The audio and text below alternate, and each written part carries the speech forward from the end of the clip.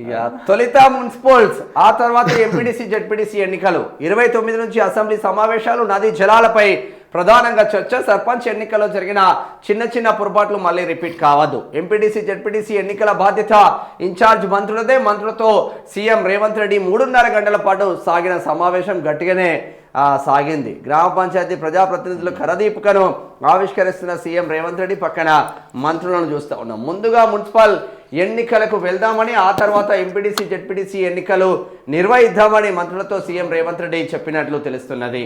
ఈ మేరకు ప్రభుత్వం సూత్రప్రాయంగా ఒక నిర్ణయానికి వచ్చినట్టు సమాచారం.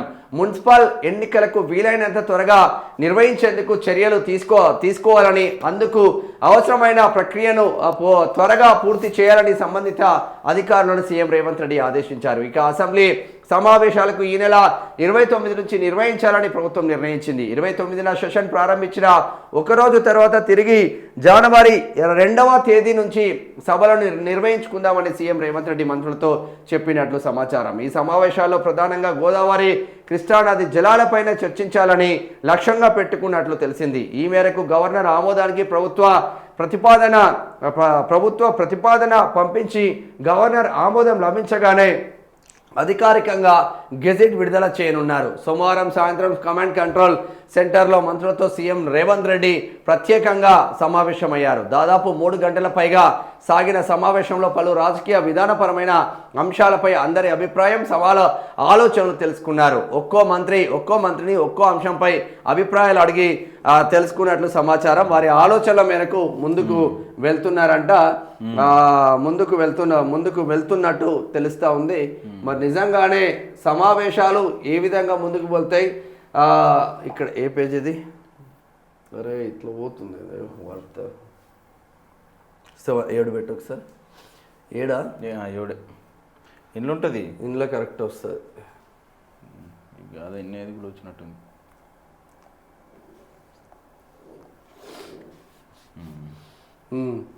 అభిప్రాయాలను అనుగుణంగా చివరిగా ఒక స్పష్టతకు వచ్చినట్లు తెలుస్తుంది. నదీ జలాల వివాదం పైన చర్చ జరుగుతుంది. అసెంబ్లీ శీతాకాల సమావేశాల్లో ప్రధానంగా గోదావరి, కృష్ణానది జలాల వివాదాలు, తెలంగాణ, ఏపీ రాష్ట్రాల నీటి వాటాలు, కేంద్రం దగ్గర పెండింగ్లో ఉన్న అంశాలు, ఏపీ అక్రమ నీటి వినియోగం, అనుమతి లేకుండా చేపడుతున్న ప్రాజెక్టులను అడ్డుకునేందుకు ప్రభుత్వం చేపట్టిన చర్యలను శాసనసభ సమావేశాల సందర్భంగా చర్చకు పెట్టనున్నారు. తెలంగాణ రాష్ట్రం ఏర్పడక ముందు, ఏర్పడిన తర్వాత నదీ జలాల్లో తెలంగాణకు జరిగిన అన్యాయాలు, అక్రమాలు, ఉదాసీన వైఖరి అన్నింటినీ వాటికి సంబంధించిన ఆధారాలతో సభలో పెట్టనున్నారు. ఏపీ ఎన్ని టీఎంసీలు వాడుకున్నది, తెలంగాణ ఎన్ని టీఎంసీలు వాడుకున్నది అనేది వివరించనున్నారు. వీటిపైనే ప్రధానంగా చర్చ జరిగేలా చూడాలని సీఎం సూచన మేరకు మంత్రులంతా ఓ అభిప్రాయానికి వచ్చినట్టు సమాచారం అయితే అందుతూ ఉంది. తప్పులు మళ్ళీ జరగద్దు. సర్పంచ్ ఎన్నికల్లో అందరూ బాగా పనిచేశారని ఏం పనిచేసిందే? 18 మంది ఎమ్మెల్యేలు సొంత ఇంట్లోలకు టికెట్లు ఇచ్చుకొని సొంత ఊర్లలో ఓడిపోయిండు. సర్పంచులు కాంగ్రెస్ పార్టీ అభ్యర్థులు నిలబెడితే సొంత ఇంట్లోకే ఇస్తారా? ఎవడన్నా? జడ్చర్ల ఎమ్మెల్యే అనిరుద్ధ్ రెడ్డి సొంత ఊర్లో కాంగ్రెస్ ఓడిపోయింది. మహబూబాబాద్ ఎమ్మెల్యే మురళీ నాయక్ వాళ్ళ సొంత వదినకు టికెట్ ఇచ్చుకుంటే వదిన ఓడిపోయింది. అడ్డం దిడ్డం చేస్తే అట్లనే ఉంటుంది. సర్పంచ్ ఎన్నికల్లో అందరూ బాగా పనిచేశారని, మంచి ఫలితాలు వచ్చాయని మంత్రులను సీఎం రేవంత్ రెడ్డి అభినందించినట్లు తెలిసింది. కొన్ని చోట్ల చిన్న పొరపాట్లు, తప్పులు చేశారని, అవి జరగకుండా ఉంటే ఇంకా ఎక్కువ సీట్లు వచ్చేవని ఆయన అభిప్రాయపడినట్లు తెలుస్తున్నది. కొందరు ఎమ్మెల్యేలు సర్పంచ్ ఎన్నికలను సీరియస్గా తీసుకోలేదని, రిబల్స్ను బుజ్జగించి ఉంటే, సమన్వయం చేసుకొని పార్టీ కేడర్ను కాపాడుకొని ఉంటే ఎక్కువ శాతం సీట్లు కాంగ్రెస్ పార్టీకి వచ్చావని చెప్పినట్టు సమాచారం. కాంగ్రెస్ రెబల్ అభ్యర్థులు గెలిచినా బీఆర్ఎస్ తమ పార్టీకి చెందిన వారు గెలిచినట్టుగా చెప్పుకుంటున్నారని అన్నారు. ఇలాంటివి భవిష్యత్తులో పునరావృతం కావద్దని మంత్రులకు సీఎం స్పష్టం చేసినట్లు తెలిసింది. పార్టీ గుర్తుపై జరిగే ఎంపీటీసీ, జెడ్పీటీసీ ఎన్నికల్లో ఆయా జిల్లాల ఇన్ఛార్జ్ మంత్రులే బాధ్యత తీసుకోవాలని ముఖ్యమంత్రి సూచించారట.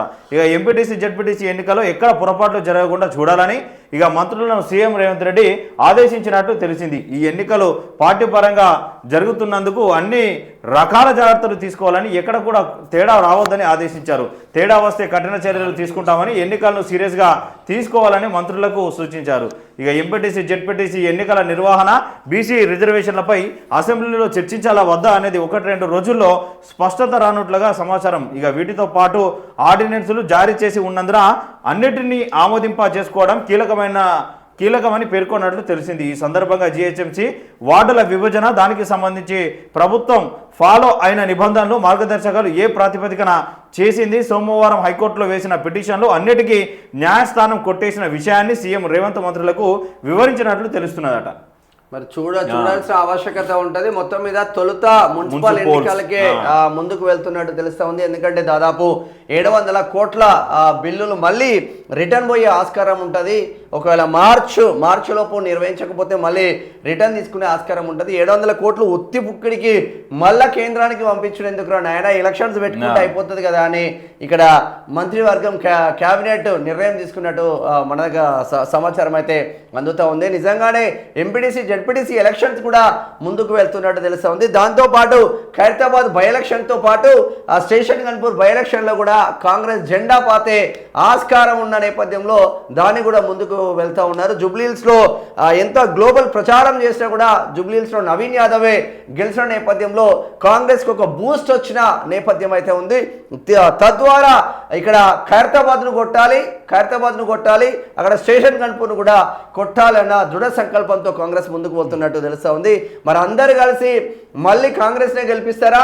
మరి ఇక్కడ బీజేపీ అతి గతి లేదు. ఎందుకంటే హైదరాబాద్లోనే అంతో ఇంతో ఉంది బీజేపీ, అక్కడనే డిపాజిట్ కోల్పోయింది కిషన్ రెడ్డి ఆధ్వర్యంలో. కిషన్ రెడ్డి తాను మొత్తం గల్లీ తిరిగిండే, పాపం గల్లీ తిరిగి కష్టపడ్డాడు, డిపాజిట్ కోల్పోయింది. మరి డిపాజిట్ కోల్పోయిన కిషన్ రెడ్డి మళ్ళీ డిపాజిట్ దక్కించుకునే ఆస్కారం ఏమైనా ఉంటుందా ఖైరతాబాద్లో? అది కూడా ఆయన నియోజకవర్గం. ఇప్పుడు వీళ్ళు డబ్బులు మరి రిటర్న్ పోతాయని తొందరపడి చేస్తున్నట్టున్నారు, లేకపోతే మరి పెట్టే ఆలోచన ఉన్నదా లేదా అనేది కూడా చూడాలి.